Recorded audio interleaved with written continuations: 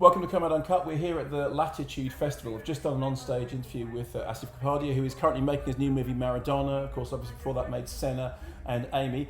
Welcome to Latitude. Maradona. You know, I've never watched a football match in my life. What do I need to know to understand your film? Because the best thing about your previous movies, and everything about motor racing, but I absolutely loved Senna. I wasn't a huge Amy Winehouse fan, but I thought it was a great film. So what do I need to know about football? Actually, I don't think you need to know anything. You're a perfect audience. I think there'll be lots of people who know a lot about football, who've heard of him, or who are Italians or Neapolitans or Argentinians who hopefully will watch the film, who know everything. And what often happens with that audience is, oh, you didn't put in this or this or this or this. And actually what's nice is when you show it to someone who doesn't know anything and you just take it for what it is. Yeah. And have you spent time with Maradona himself? Has he given you access to things that you need? I've met with him, I've interviewed him, been to his house. During the process of making this film, he's been living in Dubai. Right. He lives on the palm tree, the second fund on the left. Don't tell everyone that, because there's obviously quite hard security to get in there. So yeah, I've been to his house. I kicked a football with Diego. Wow. Passed the ball to each other, which is pretty amazing. And did you get on well with him?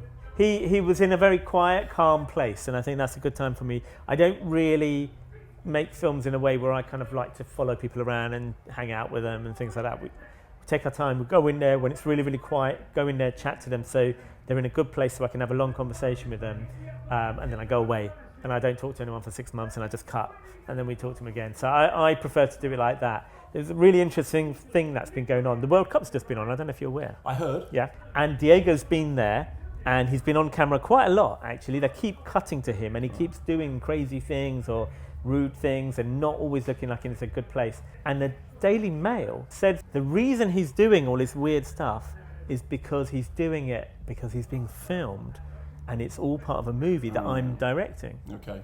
I was like, what? What are you talking about? Like, I can tell Diego what to do. Are you mad?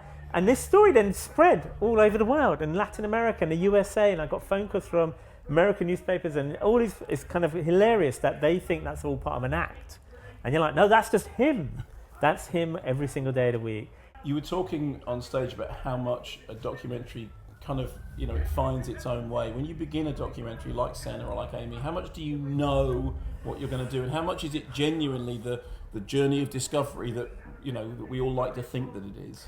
Senna, very much. There was a team already on board when I started on that. There was a person who knew everything, who'd seen every race, who had a photographic memory.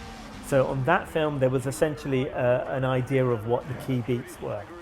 Amy was different. Amy, I didn't know who the expert was. What we had on Amy were lots of different people who had very opposing views, who didn't talk to each other, get along. So our job in that was essentially I had to try to become the expert. I had to get to know people, talk to them, and try to figure out what is the truth or what really happened. So that was very different. There was no piece of paper. I mean, it was an amazing experience to make a movie that did really well in the end, but literally it was a conversation. We had a meeting. We said, I'll make this film if you give us access to the music, give us the publishing rights, let me talk to anyone, then leave us alone for a few years and we'll go off and make the film. There was never a script, there was never an outline, nothing. Tough.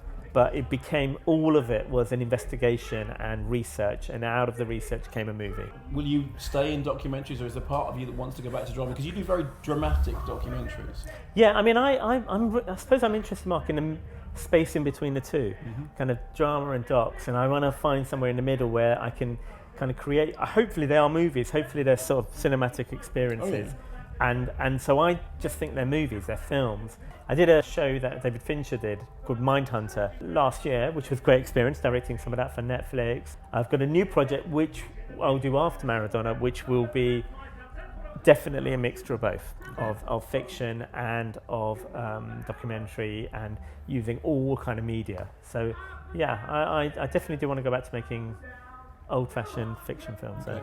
Well, I'm very much looking forward to Maradona. As I said, I know nothing about football at all, but it's just on the basis of the trailer, which you made even before you started making the film. Yeah. It looks like an interesting story. I wish you all the best, and come back on the show when it's all finished. Absolutely. Nice to see you. Thank you very much. Cheers, Mark.